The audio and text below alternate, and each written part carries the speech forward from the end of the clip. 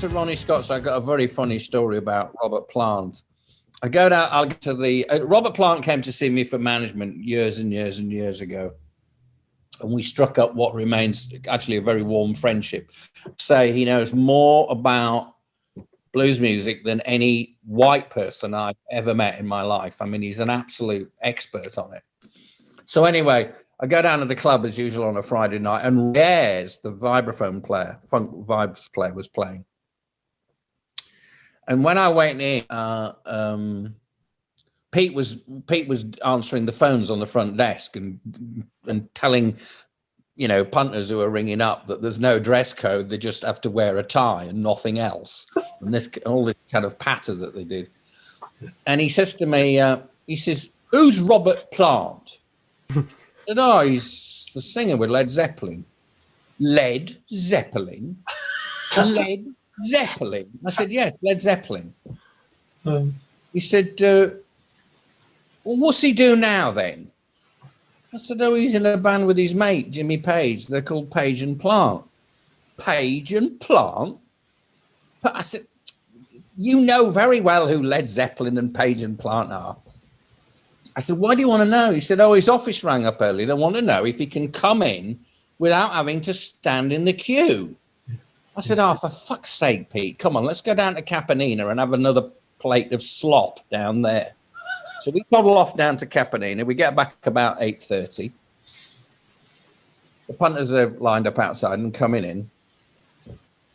And I can't remember the name of the girl who was the maitre d' there, but Catherine. Catherine came up to me and she said, "Oh, I've given your table to Robert Plant. Is that okay?" And I said, "Yeah, sure, no problem." And at that moment, and she said, "Oh, he didn't half cause a fuss when he came in with Jimmy, who was on the front desk." I said, "Why is that?" She said, "Well, he was claiming that he's a club member and he should get the ticket discount. And when Jimmy asked him for his card, he gave him his Automobile Association card. And Jimmy went, 'That's an AA card.' And Robert caused a big..." And I said, "How much is the saving on the club, on the membership ticket?" Yeah. And she said, "Oh, tonight it's £3 a head." I said, "All right." So he would have saved, she said, "He's here with a girl." I said, "Oh, he would have saved £6. She said, "Yeah, oh God, he didn't have to cause a fuss." Anyway, he paid in the end. So I took a £1 coin, I put it in an envelope. I wrote on the outside, "You obviously need this far more than I do," and sent it over to, and I'm in reception, sent it over to the table. Very good. The punters are still coming in. They're all lining up, paying and coming in. So Robert comes scuffling out, gives me a big show business hug, kiss, and all of that. And he hasn't opened the envelope, and he tears the top off the envelope and he shakes it. He goes, "What's this?" And the £1 coin falls onto the carpet and starts rolling across the carpet towards the line. And Robert gets down on his hands and knees.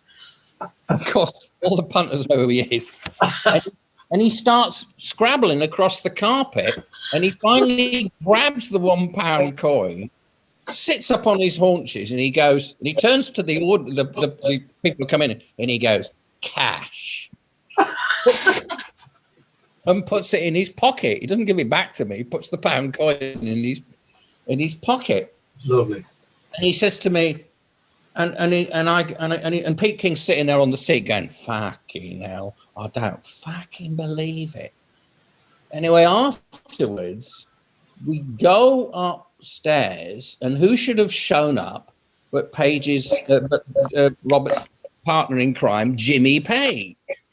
So we have some drinks, and Jimmy says to me, he says, "You live in West London, don't you?" And I went, "Yeah." He said, "Do you fancy getting the night bus back?" I said, the night bus? He said, "Yeah, we can go up to Oxford Street and get the night bus." I said, "But there'll be people on that who are pissed and hookers." And he said, "Well, how are you going to get home?" I said, "I was going to get a cab." He said, "But that's going to cost you money." Well, yeah. He said, come on, come get the night bus with me. So Paige and I go up to Oxford Street, Tottenham Court Road, and we get on the night bus. And the guy comes round, and Paige pulls out, he's got a bus pass. And he waves the bus pass. There's a guy sitting on the bench seat opposite to us who's passed out, and he's urinated all the way down his leg, all over the floor. And I said to him, "See, I told you." He said, "Yeah, but think what you're saving." We go down. We come down Kensington High Street to the bottom of the road he lives in, Melbury Road, and he gets off. So I got off. He said, "What are you doing?" I said, "Oh, I can't deal with this." He said, "I'm going to get a cab."